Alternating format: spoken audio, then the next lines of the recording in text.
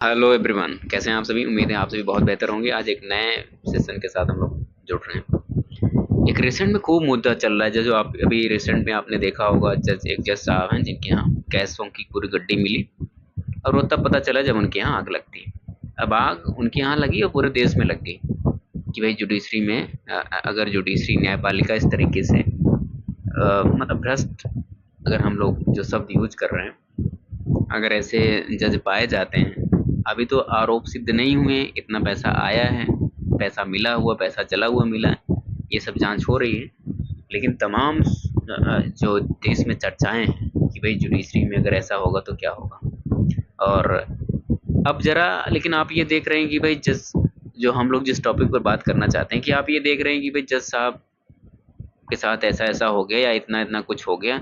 ना पुलिस लग रही है, ना ईडी लग रहा है, ना सीबीआई लग रही है ना। ये हो क्या रहा है। अभी आप अन्य किसी को देखें, प्रधानमंत्री को देखें, मुख्यमंत्री को देखें, आईएएस को देखें, पीसीएस को देखें, कोई भी ऐसा हो, है ना, उनको तुरंत अरेस्ट कर लिया जाता है, जेल में बंद कर दिया जाता है ना, उनकी केसेस चलती हैं। लेकिन इनके केस में ऐसा नहीं हो रहा, जजों के केस में ऐसा क्यों। तो हमारे यहाँ चलता है भाई, जजेस को हटाने की जो प्रक्रिया है उसे बोलते हैं कोलेजियम सिस्टम। अब जज कैसे हटते हैं, तो जजों को हटाने के लिए सबसे पहले जजेज ही जांच करते हैं। ठीक, 3 सदस्यीय एक समिति बनती है, कमेटी बनती है, जिसमें अगर आप रिसेंट वाले केस में देख रहे हो तो इसमें अलग अलग हाई कोर्ट के चीफ जस्टिस को कमेटी में रखा गया सदस्य के रूप में। अब वो जांच करेगी कमेटी, जब रिपोर्ट आ जाएगी तो वो सुप्रीम कोर्ट ऑफ इंडिया के जो हमारे सीजीआई साहब हैं उनको वो भेजेंगे। फिर वो क्या करेंगे, उसे लोकसभा और राज्यसभा दोनों जगह रखा जाएगा। ठीक, अब लोकसभा राज्यसभा क्या है, मुझे उम्मीद है आप जानते हैं।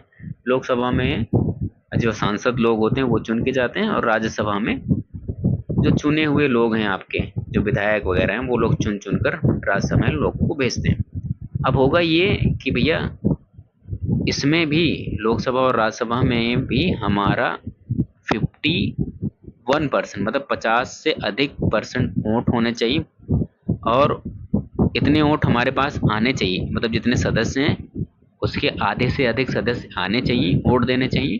और उनमें से 2/3 बहुमत, है ना, मतलब 66.66% बहुमत अगर मिलेगा तब वो लोकसभा से पारित हो जाएगा। फिर वही चीज़ राज्यसभा में भी होगी कि भैया आप उस जो राज्यसभा के जितने भी मेंबर हैं उनके आधे से अधिक मेंबर आएंगे, वोट देंगे, और 66.66% अगर वोट से वो विधेयक पारित होता है कि भैया जज को रिमूव किया जाए, तब क्या किया जाता है, वो फिर चीज़ें आती हैं राष्ट्रपति के पास। राष्ट्रपति फिर क्या लगाते हैं, मुहर लगा देते हैं, और जज को वहाँ से हटा दिया जाता है।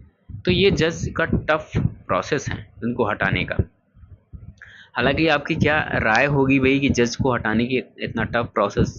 हालांकि इस पर हम कभी चर्चा करेंगे कि भाई ये कैसे बना, ये इतना टफ क्यों है।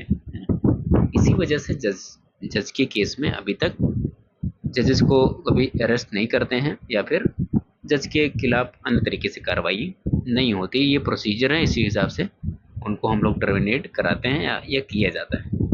तो इस वजह से अभी तक उनके केस में, अब मतलब आपने अगर आप न्यूज़ देख रहे हैं तो आगे कार्रवाई बढ़ रही है। फिलहाल ये जो प्रक्रिया है या फिर जो चीज़ें चल रही हैं उनमें आपके कमेंट, जो सोसाइटी के जो अपने ओपिनियंस हैं या उनकी जो पीड़ा है, उनका जो गुस्सा है, वो तो हर जगह कमेंट में हमें तो दिखता ही रहता है ना। फिलहाल आप अपनी बातें कह सकते हैं, रख सकते हैं कि भाई क्या होना चाहिए, क्या नहीं होना चाहिए, कैसे होना चाहिए, कैसे नहीं होना चाहिए। सबके अपने अपने ओपिनियंस होते हैं, लेकिन हाँ, सभी की मान मर्यादाओं का ख्याल रखना है। ठीक, फिलहाल तो ये एक मुझे बहुत, मैं देख रहा था कि बहुत ज़्यादा इस पर कन्फ्यूजन था, तो मैंने ये वीडियो आपके लिए बना दी कि आप इसको देखें, समझें, सुनें। ठीक, तो मिलेंगे अगली वीडियो में। तब तक आप हंसते रहें, मुस्कुराते रहें।